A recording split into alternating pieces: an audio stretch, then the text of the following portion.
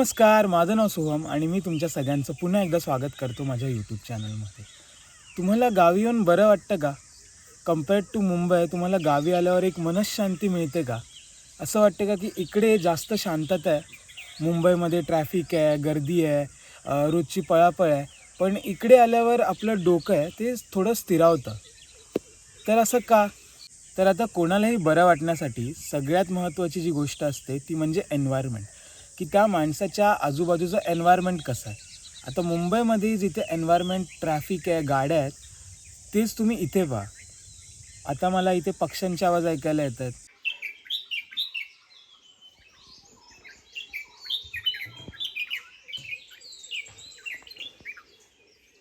आता जवळपास 6:50 वाजले असतील आणि सनराईज होतो आहे.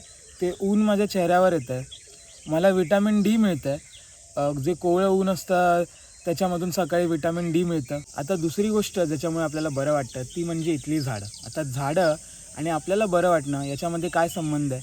तर संबंध असा आहे की जो हिरवा रंग असतो झाडांचा तो मानवी डोळ्याला सूदिंग असतो.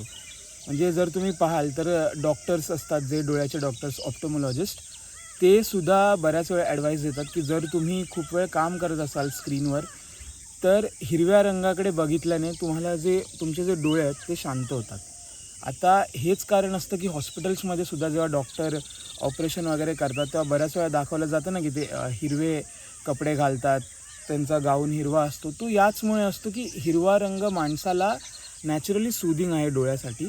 आता हा झाला एन्व्हायरमेंटचा भाग की पक्षी ओरडतात, झाडं आहेत, पण लाईफस्टाईल पण तेवढीच महत्त्वाची आहे. आता मुंबईची लाईफस्टाईल कशी आहे की सगळेजण पळत आहेत, आपल्याला कुठेतरी जायचं असतं, कोणाला तरी आपल्याकडे यायचं असतं, मग कोणीच कोणासाठी थांबायला तयार नसतं की आपल्याला घाई असते, समोरच्याला पण घाई आहे. तर या सगळ्यामध्ये होतं काय ना, आपण एका कॉन्स्टंट प्रेशरच्या खाली जगतो की आपण वेळेत पोचू की नाही, हे काम वेळेत होईल की नाही, म्हणजे व्हॉट इफ होईल की नाही, डाऊट. आपल्या रोजच्या जीवनामध्ये कितीतरी डाऊट असतात आपल्याला.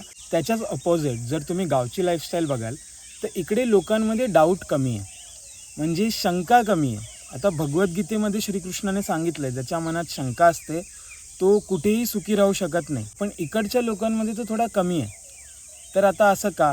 म्हणजे असं नाही की त्यांना टेन्शन नसेल, पण इकडच्या लोकांमध्ये तो डाऊट कमी का आहे? इकडच्या लोकांनी आहे ना, त्यांचं गावच त्यांचं पूर्ण जग बनवलेलं आहे. तर दुसरी गोष्ट ज्याच्यामुळे इकडच्या लोकांना डाऊट होत नाही असा, ती म्हणजे इथले देवस्थान.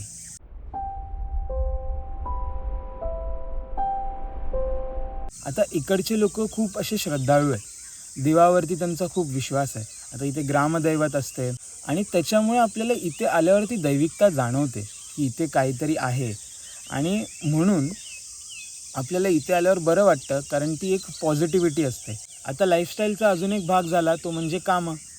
इथली माणसं फिजिकली फिट असतात कारण ती कामं करतात. लाकडं उचलणं झालं किंवा चिरे उचलणं झाले.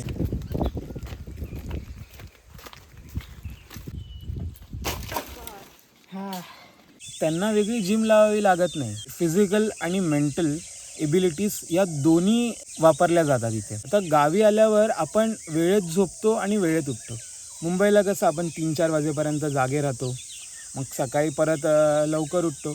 पण इकडे आल्यावर कसं 9ला झोपायचं, सकाळी 6 किंवा 5:30ला उठायचं. म्हणजे मी तरी 6 वाजता उठतो इथे आल्यावर. त्यामुळे आपल्याला ते लाईफस्टाईल सुधारल्यामुळे आपल्याला बरं वाटायला लागतं. काही काही गावांमध्ये रेंज येत नाही, आमच्या पण इथे एवढी येत नाही. जिओचे फक्त असते थोडीफार नेट चालण्या इतकी.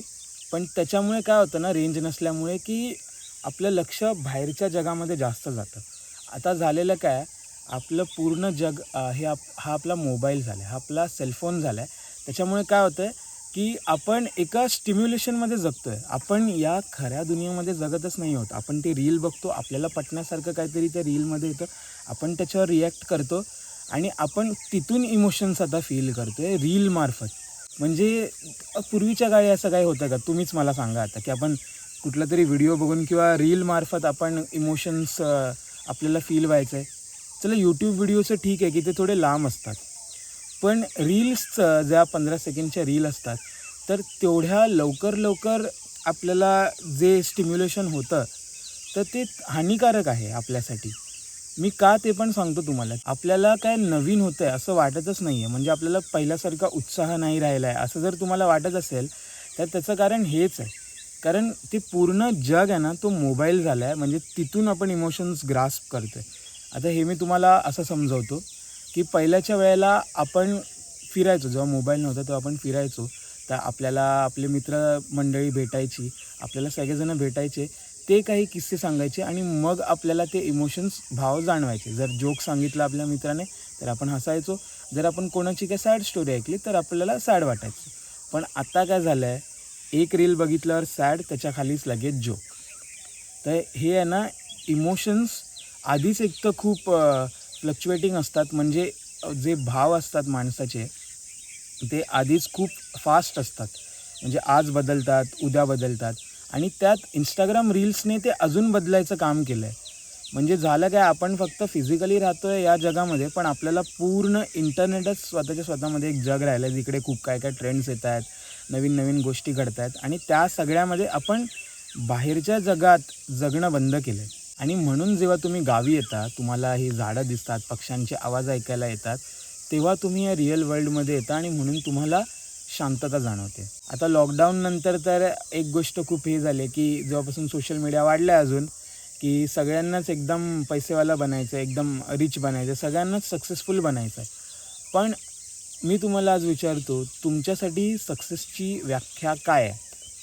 सगळे सोशल मीडियाचे मोटिवेशनल गुरु सोडा, सगळं सोडा, तुमच्यासाठी काय आहे? कारण कसं असतं माहिती आहे का, तुम्ही करोडो जरी कमवले तरी जोपर्यंत ती तुमची व्याख्या कंप्लीट होणार नाही, जी तुमच्या मनात आहे, तोपर्यंत तुम्हाला सक्सेसफुल वाटणार नाही.